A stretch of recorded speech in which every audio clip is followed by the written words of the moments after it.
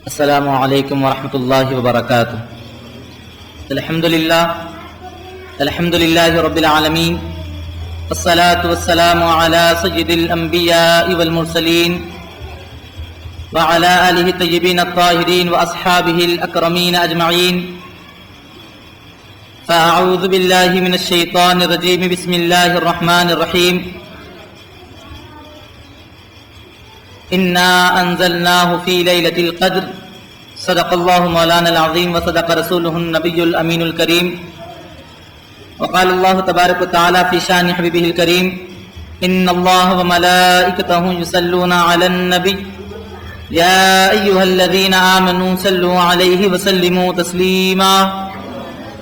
اللهم صل على سيدنا محمد وعلى آلہ واصحابہ وبارک وسلم صلاۃ وسلاما علیک یا رسول اللہ صلی اللہ تعالی علیہ وسلم۔ محترم حاضرین و سامعین کرام، جلسے فضائل رمضان و عظمت اہل بیت اطہار،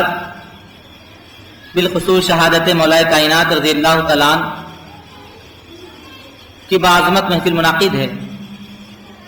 تفصیلات میں گئے بغیر چند باتیں گوشہ گزار کرتا ہوا بات کو تمام کروں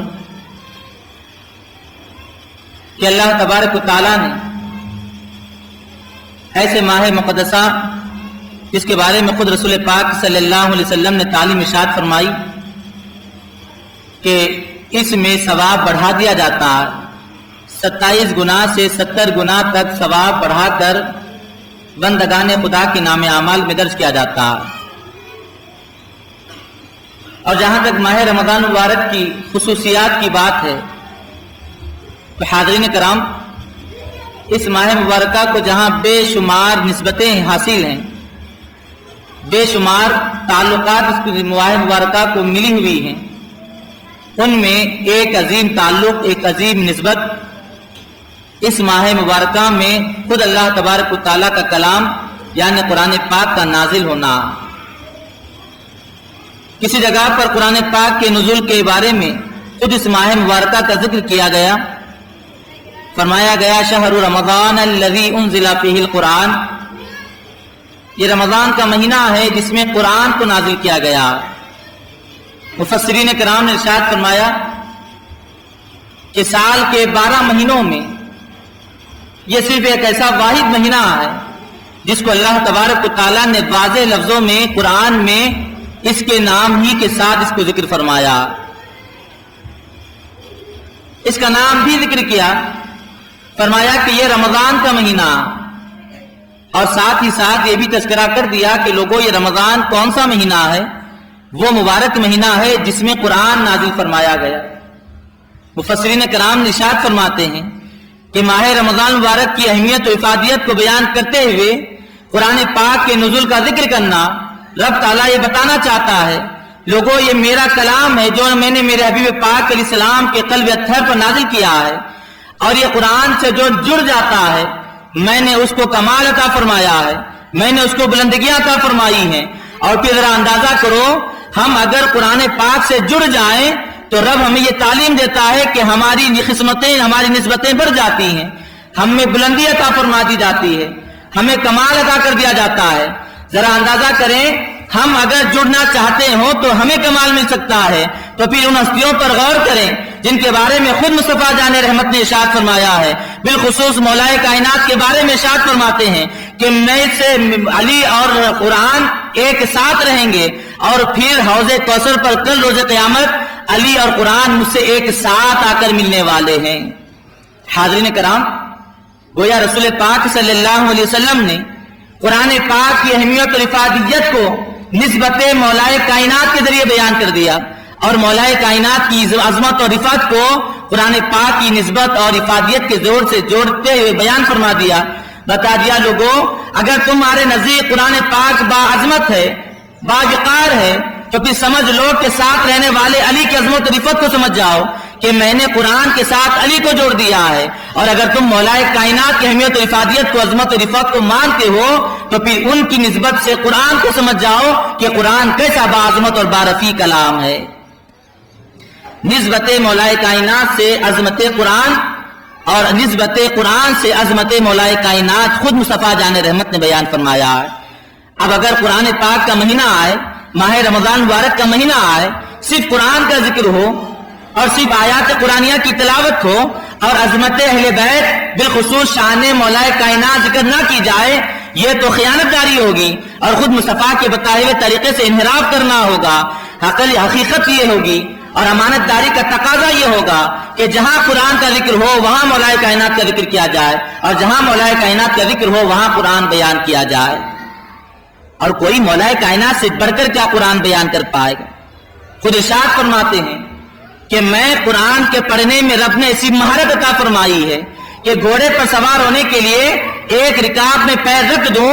اور دوسرا پیر اٹھا کر گھوڑے پر سوار ہونے اتنی وقت میں پورا قرآن تلاوت کر سکتا۔ قرآن پاک کی تلاوت آج بڑے بڑے تلاوت کرنے والے حفاظ کو دیکھا جا رہا ہے، چند پارے روانی کے ساتھ پڑھ لیے یا پھر کوئی شبینہ سنا لیا تو یہ تصور باندھا جا رہا ہے کہ اب ہم سے بڑھ کر قرآن پڑھنے والا کوئی نہیں۔ یاد رکھو مولا کائنات سے بڑھ کر قرآن نہیں پڑھ پاؤ گے۔ ارے ان کے پڑھنے کی شان یہ ہے، گھوڑے پر سوار ہونا چاہتے ہیں اور ایک رکاب میں پیر رکھ دیا، چڑھ گئے، بس پیر اٹھا کر گھوڑے پر سوار ہی ہونا ہے۔ اتنے لمحے میں پورے قرآن کی تلاوت کرنے کی بابت فرمایا کہ میں پورا قرآن تلاوت کر لیتا۔ اور جہاں قرآن پڑھنے والوں کی حالت ہے وہیں قرآن سمجھنے والوں کے بھی اپنے ذہن و فکر کی کوئی انتہا نہیں۔ یہ سمجھا جاتا ہے کہ رمضان آ گیا، ہم نے قرآن کھولا،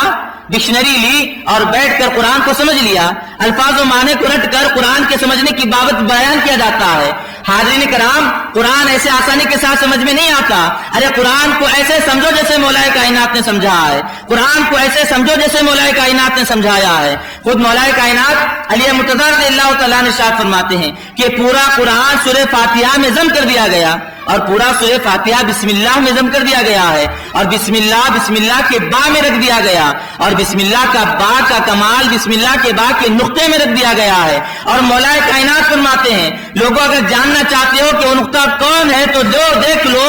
خود مولا کائنات نے ارشاد فرمایا وہ با کا نقطہ خود میں ہوں۔ کیا بتایا کہ پورا قرآن مجھ میں سمو دیا گیا۔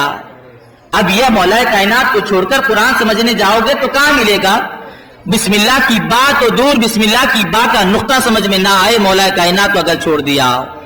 اور حاضرین کرام، یہ مولا کائنات فرماتے ہیں میں صرف سورہ فاتحہ کی تفسیر بیان کروں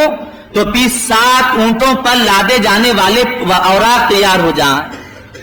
اتنا لکھ دوں کہ ان اوراق کو 7 اونٹوں پر لادا جانا نوبت آ جائے گی اگر صرف سورہ فاتحہ کی تفسیر بیان کی جائے۔ حاضرین کرام، تفصیلات میں جانے کا موقع نہیں ہے، اتنا ہی عرض کرتا ہوا تمام کروں، نہ قرآن پڑھنے والے، نہ قرآن سمجھنے والے، نہ قرآن سے رشتہ جوڑنے والے اگر صرف قرآن ہی سے تعلق رکھو گے اور اہل بیت اور مولا کائنات کو چھوڑ دو، اصحاب کرام کی مبارک ہستیوں کو چھوڑ دو تو قرآن سے کچھ نہیں ملے گا۔ اگر کچھ لینا چاہتے ہو تو ان مبارک ہستیوں سے خود کو جوڑنا ضروری ہے، اور ان سے جڑو گے، ان سے نسبت اور تعلق پیدا کر جاؤ تو پھر قرآن راہ ہدایت ہے، اور قرآن میں ہر وہ چیز موجود ہے جو ہماری زندگی کو رہنما، ہماری زندگی کو کامیاب اور کامران بنا سکتی ہے۔ آخر میں دعا کرتا ہوں مولا تعالیٰ جو کچھ کہا گیا سنا گیا، کہنے سننے سے زیادہ عمل کرنے کی توفیق عطا فرما، رسول پاک علیہ السلام کی سچی محبت دل میں پیدا فرما، اہل بیت اطہار بالخصوص مولا کائنات کے فیضان سے ہم سب کو مالا مال فرما، بحرمت سید الانبیاء والمرسلین برحمتک یا ارحم الراحمین والحمد للہ رب العالمین۔